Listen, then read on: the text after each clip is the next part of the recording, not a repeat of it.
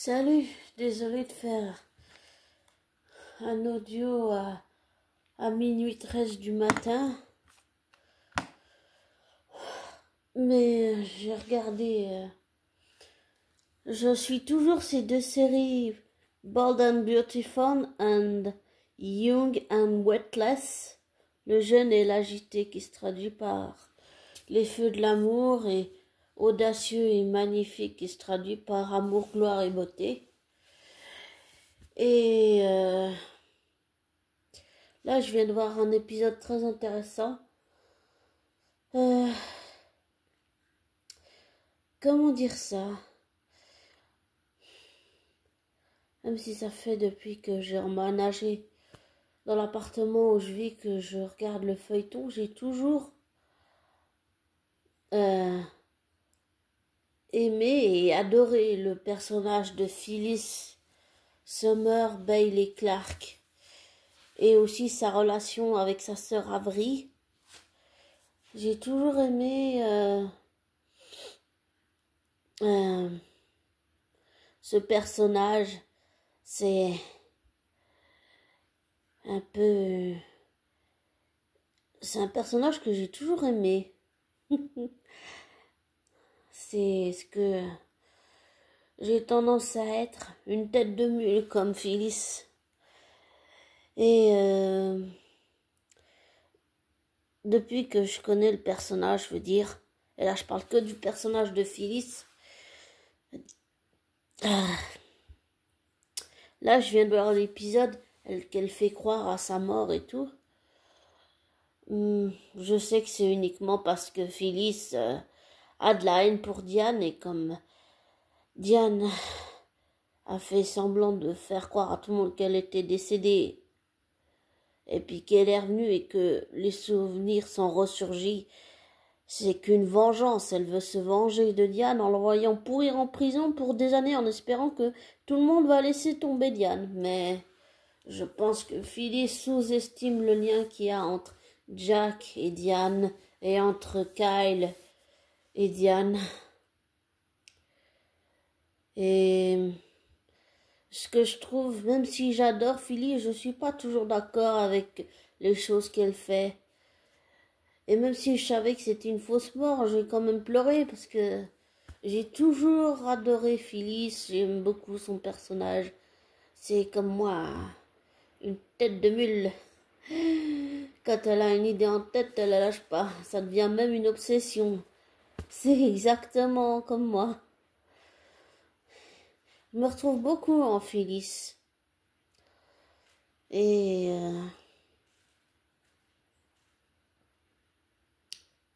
ah, il y a le minou qui vient de sortir. Loulou, Hugo, tu viens?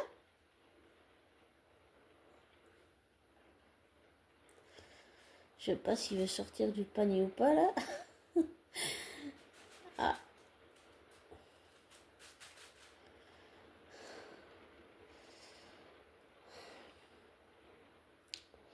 En tout cas, j'ai toujours adoré le personnage de Phyllis. Je trouve juste dommage qu'elle a tellement de la haine pour Diane qu'elle veut absolument qu'elle pourrisse en prison pendant des années pendant qu'elle est libre. Lui faire ce que Diane lui a fait, je trouve ça... C'est dommage pour moi. Parce que j'adore le personnage de Phyllis. Mais je suis pas très d'accord qu'elle ait fait ça à Diane. D'accord, on peut pas pardonner. On peut, mais je trouve qu'elle a tort. On peut pardonner, mais oublier ça, non. Et je trouve ce que je trouve dommage, c'est qu'elle a tellement de haine pour Diane qu'elle a réussi à entraîner Danny, son fils, et Summer, sa fille, dans sa vengeance contre Diane. Et que ça a fait des dégâts énormes. Ben, Kyle et Summer ont divorcé. Parce qu'ils voulaient trop se venger de Diane. Et en espérant que Kyle et Jack laissent tomber Diane, bien évidemment. Mais même si c'est qu'un feuilleton, Si j'étais fille, je ferais marche arrière. Je ferais marche arrière. Parce que c'est du gâchis ce qu'elle fait là.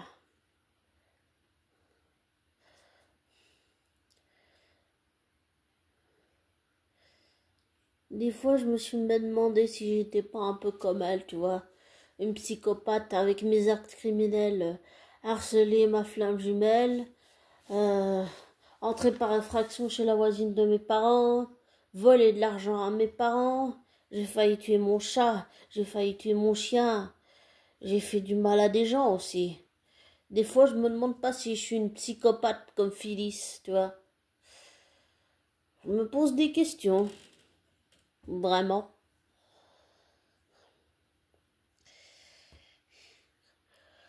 Je me demande si je suis pas comme elle, oui.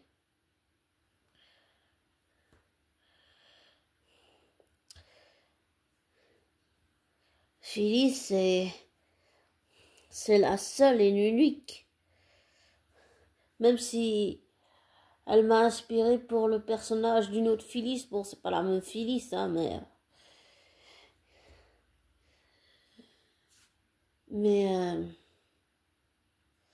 Phyllis Summer Newman Abbott à Bailey Clark est la seule et l'unique.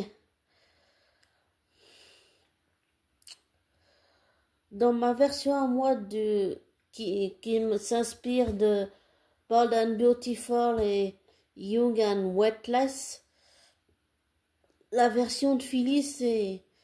En fait, il y a plusieurs psychopathes dans ma série à moi. Il n'y en a pas juste Sheila et Phyllis. Il y en a plusieurs. Il n'y a pas que Luna non plus. Mais dans ma version à moi, c'est un peu différent. C'est-à-dire qu'en fait, ça commence par exemple, tu vois, par de l'amitié, puis après ça dérape vers autre chose. Et cette autre chose, c'est la rivalité, c'est les coups bas, tu vois. C'est un peu ça pour moi l'idée. Ça veut dire que j'essaye de donner au personnage, comment on dit ça, un background, voilà. Commencer avec un background. Par exemple, même si Brooke et Taylor dans Bold and Beautiful ont essayé d'être amies et qu'elles se supportent pas, elles ont pas de background, elles savent même pas pourquoi elles se détestent. Seulement parce que c'est Ridge. Dans ma version à moi, c'est deux Brooke et Taylor qui sont différents de Bold and Beautiful. Dans ma version à moi, elles sont amies avant que ça dérape vers de la rivalité, des coups bas mesquins et tout ce que tu veux. J'essaye vraiment de donner un background à mes personnages de mon propre soap opéra. Et je m'inspire beaucoup de la série Bold and Beautiful et Young and Reckless. Wetla, je sais pas comment il faut prononcer, pour dire plus facilement amour, gloire et beauté et les feux de l'amour. Et même si je sais que Phyllis a fait semblant de mourir, j'ai pas pu m'empêcher de pleurer parce que ouais, c'est un personnage auquel je suis attachée. J'ai toujours adoré Phyllis. Phyllis, c'est un peu, pour moi, c'est un peu une version de moi, un peu fictif si tu veux. Mais je sais que Phyllis a fait ça uniquement dans le but de se venger, pour faire accuser Diane, qu'elle est par-dessus tout, en espérant que tout le monde ensuite va la remercier. Mais tout ce que j'ai vu dans les spoilers, c'est que tout le monde a fini par la détester à cause de ce qu'elle avait fait à Diane. Donc, si elle pensait que les gens allaient lui être reconnaissants, ça a pas marché. Et puis Jeremy Stark, là, j'aime pas ce genre de personnage, là.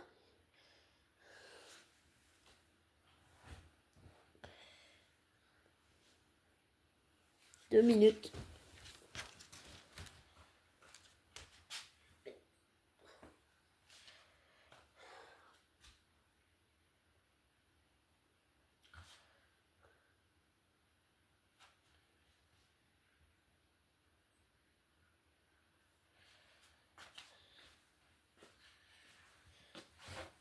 Je tourne juste le natel.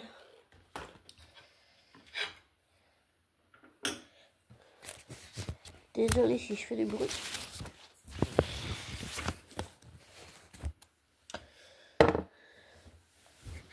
C'est parce que mon chat a vu... Mon chaton a vu quelque chose, il a vu je sais pas quoi. Et apparemment il veut le chasser ou jouer avec ou faire je sais pas quoi. Alors je change juste de canapé. Mais ouais, Phyllis, c'est... Bah c'est Phyllis, voilà. C'est la Phyllis que je connais. C'est mon personnage préféré. J'aime aussi beaucoup Sharon, bien sûr. Mais Phyllis, c'est une légende, Phyllis. Et Michel Stafford réussit très bien, pas seulement à interpréter le personnage, mais à faire aimer le personnage de Phyllis. C'est-à-dire qu'on la trouve insupportable, qu'on trouve qu'elle dépasse les bornes. Des fois, j'ai l'impression qu'elle fait tout ce que j'oserais, tout ce que j'ai envie de faire, mais que je fais pas quelque part. Pour moi, c'est un peu ça. Elle fait tout ce que j'ai envie de faire. Et quand je dis envie de faire, c'est, je sais pas moi, être insupportable. Aller, aller argumenter ce qui me regarde pas. C'est ce que je faisais à mon ancien travail, mais c'était... Malheureusement, ce que je faisais à mon ancien travail, c'était un faux self. C'était pas la vraie Rock Étincelle, c'était pas la vraie Sophie, c'était pas la vraie Rada, c'était pas... J'allais dire la vraie Rock Étincelle, comme j'ai dit, c'était... Tout n'était que faux, tu sais, le fameux faux self où tu fais semblant d'être quelqu'un que t'es pas. Tandis que Phyllis, elle est elle-même. Et je trouve dommage qu'avec Nick, il l'accepte pas comme elle est. Il l'accepte pas, même quand elle peut être insupportable. C'est dommage. Mais Phyllis, j'ai toujours aimé et adoré ce personnage. C'est pour ça que dans ma version à moi, j'ai écrit aussi une Phyllis. Bon, c'est pas la même Phyllis des Feux de l'amour, hein, mais c'est aussi une Phyllis. Physiquement, elle lui ressemble. Elle a des yeux bleus, elle a des cheveux roux aussi. Par contre, je l'avais réinterprétée par une autre actrice que j'aime aussi beaucoup, que j'ai découvert dans la série Once Upon a Time, et qui a joué dans un film que je viens de découvrir qui date de 2009, donc ça fait long, ça fait vraiment long, lointain, qui s'appelle La bague de Sophia ou quelque chose comme ça. Et je la verrais bien interpréter le rôle de ma Phyllis à moi dans Mosopa Opera. Elle s'appelle, je crois que c'est une, ouais, c'est une actrice britannique. Elle est, elle a joué la sœur de Regina Mills et elle est la tante de Henry. Et elle fait d'une certaine façon partie avec Blanche et tous les autres. Elle fait partie de la famille de Emma, la fille de Blanche et Charmant dans Once Upon a Time. Zelena, ouais, Zelena. J'ai toujours aimé beaucoup la relation entre les deux sœurs, mais je verrais bien Lana Parilla et pas Zelena, mais Rebecca Mader jouait aussi le rôle de deux sœurs dans ma série à moi, mais bon, ce serait pas les mêmes relations, bien sûr, mais je les verrais vraiment jouer dans ma série à moi, parce que j'adore ces deux actrices, mais disons que j'ai peut-être pas la même façon de voir les personnages, peut-être, j'en sais rien. Pour moi, le problème, c'est que dans Amour, gloire et beauté, il maltraite Taylor et Brooke. Et avec les autres personnages des Feux de l'amour, c'est différent. Bon, les personnages font un peu toujours les mêmes erreurs, mais c'est différent. Je sais pas.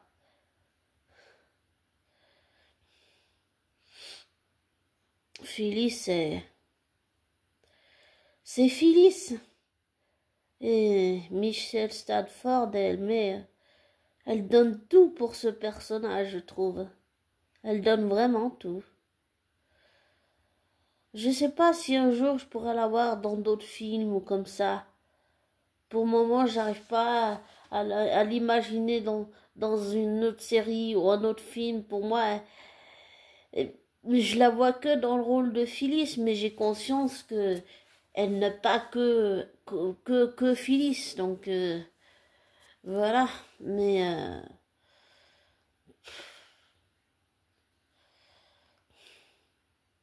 je me retrouve beaucoup dans le personnage de Phyllis.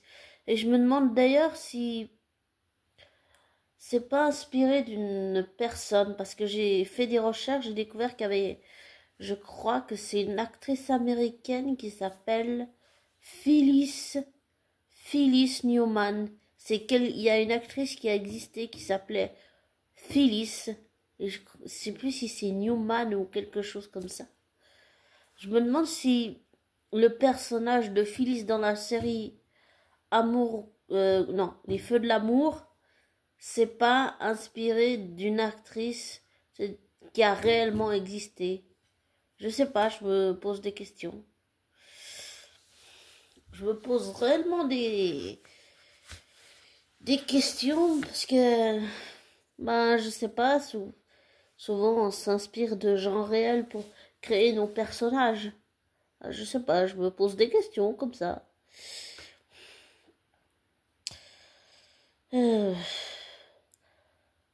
En tout cas, même si Phyllis, ça peut être compliqué. C'est Phyllis. Mais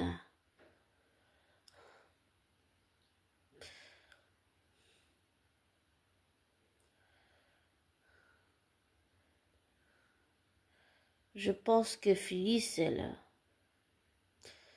c'est une étincelle qui fait des étincelles. Et ça éclate en étincelles.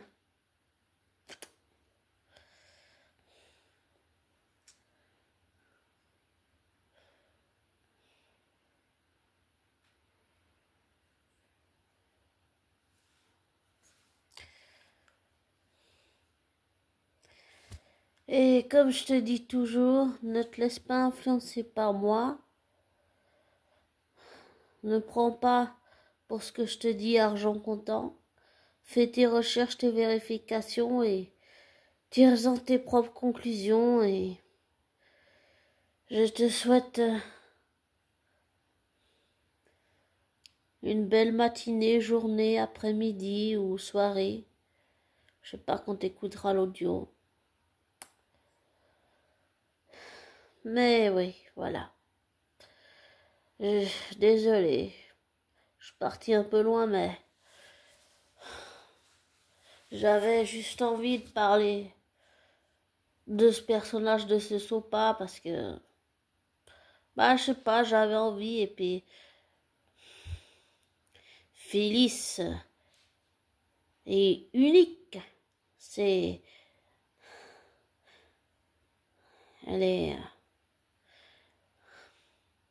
Phyllis, quoi.